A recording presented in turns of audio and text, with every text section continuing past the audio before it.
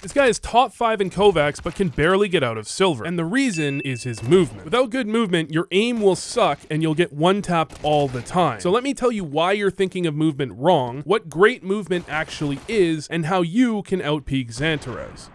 If you'd rather not spend thousands of hours to learn movement, you can try learning from our sponsor Gosu Academy and their free pro coaches. I've done boot camps with Gosu in the past, but now I want to tell you about their academy where you can interact with several pro players and analysts on a free 30-day trial. The reality is that everything you need to learn in CS is out there online for free, but it's learning that's the hard part. And the reason these programs are useful is because hands-on learning is often known as a much more effective way to improve, and it helps you get past the information overload you might sometimes find on YouTube. You can use this program not only to improve, but to meet like-minded players that you can network with and will help you in the long term. If you like the idea of Gosu, head to the link in the description for a 30-day free trial. Good movement is boring.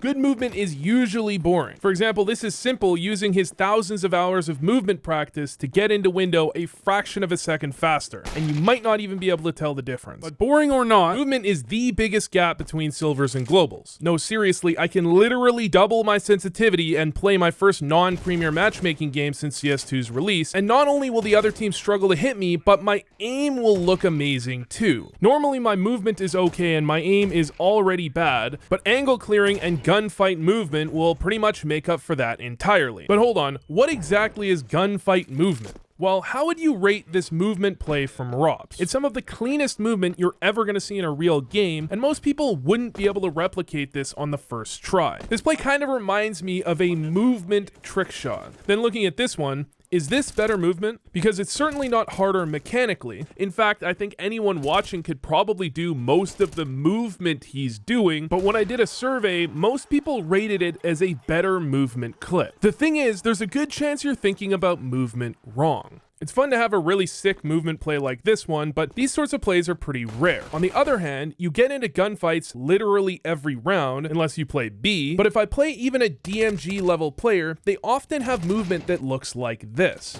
Not moving. They're standing completely still as soon as they make contact. It adds a tiny bit of downtime, but staying mobile if you're not instantly headshotting your opponent is pretty helpful. I mean, take a look back at this 4K from screen. He kills them quickly, but they do have time to shoot back. The problem is because he's one-tapping, he keeps moving between shots and is incredibly hard to hit. This isn't me saying you should try tap-style gunfighting, Nico, but if you ever play someone that doesn't seem that good, but you keep whiffing on them, there's a good chance that's good movement.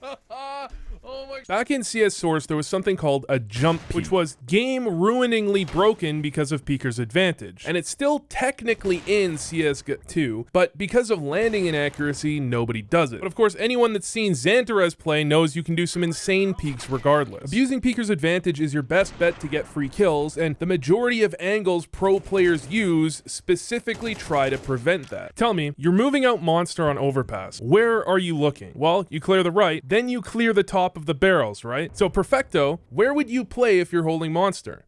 Beside the barrels. No, wait. Crouching behind the barrels, then peeking to catch Ropz off guard. If you have a rifle and you play an angle your opponents are expecting, they should usually kill you if they peek well. Peek well? What does that look like? Okay, I want the 4 of you to hit me with your best peek. There's a good chance that from these peaks alone, you can tell the difference in the player's skill levels. But can they make the cat jump? Is a question I don't really care about. But if I ask one of them how they clear cat on Dust 2, it should instantly be clear that something doesn't look right. The problem is that if anyone was actually in any of these angles, he would probably die. You're not going to win every gunfight ever, but especially with Peeker's advantage being stronger in CS2, you should win a good amount of them. This is where I would put a pro clip if it was in the map pool. Instead, you can compare the last clip to me clearing cat. On second thought, we can just use Ropz on Mirage. The goal is to get to max speed before you get to the angle you're trying to clear, be as far away from the wall as you can, stop directly when you clear that angle, and have your crosshair right on position. Stop the video, stop it, Vu, that's not movement, that's crosshair placement. Remember earlier in the video when I said you're thinking about movement wrong? Well, I actually explained this in my video on the aim versus game sense debate. When you're playing an enemy, what do you think of as their aim? Well, the answer is probably likely that their entire package of mechanics will seem to you to be their aim. It's the question of how fast do they kill me when we take a straight up engagement. And the same thing is true for movement. It'll be hard to say you have good movement if you run in looking in the wrong direction. So a bad peek can be anything from crosshair placement to not getting to max speed. If the max speed thing is confusing, look at how Ropz backs up a little bit before going for these peeks. That's because he's so close to the corner, if he didn't do that, he wouldn't be at max speed. But a good peek sets you up to take a shot at your opponent as fast as possible. So a peek where your opponent doesn't give you any time to react is good movement. Or once in a while, it's really bad netcode. I've been told one of the biggest tells for player rank is actually % of rounds killed while holding W, and it's really obvious because I see this pretty often. A player is lower tunnels and they want to get to mid, so how do they do it? They run straight at it until they get there. No, what you should be doing is hugging the left wall while you clear the right so you're harder to peek into, and then strafing over and Xantares peeking anyone near mid doors. But what is a Xantares peek? No wait, that segment's later. You would call this pathing, and pathing like this is basically the opposite of peeking. Don't make it easy for people to peek into you and kill you while you're already in danger. If you get caught holding W, you're basically a free kill, so it's pretty important not to let that happen. And before you say it, no, this is not a good excuse to sit Tetris the whole round when your team hits A on Mirage. So if I open up MS Paint to explain, no, MS Paint sucks. So if I open up Photoshop to explain, this is the route noobs run because it's in the middle of the open. This is the route you might run if you want to go very aggressive and get to the site quickly, and this is the route you might run if you're a dirty baiter. I mean, you want to protect the players that are entering the site. I joke, but it is actually important to have players running both routes because they support each other.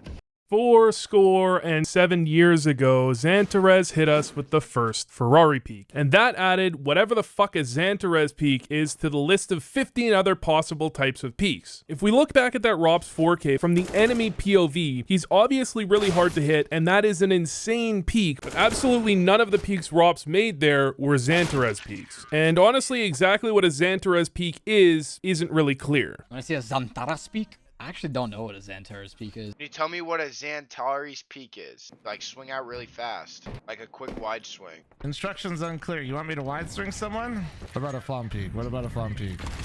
That? No? This is Xantares right here. Nah! No, cut it, don't use it, scrap it. This is supposed to be a Xantares peek, and so is this.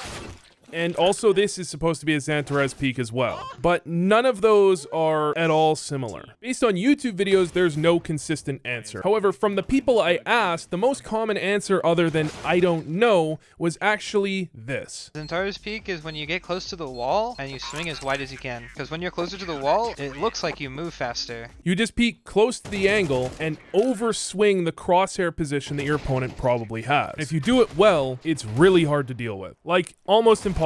But if you watch pro games, you're going to notice they don't do it that often. In fact, 95% of their peeks are shoulder peeks. And that's because good movement doesn't need to be impressive. Make your shots easy to hit and don't die. Like what will probably happen if you pre-aim wrong and go for a Xantares peek.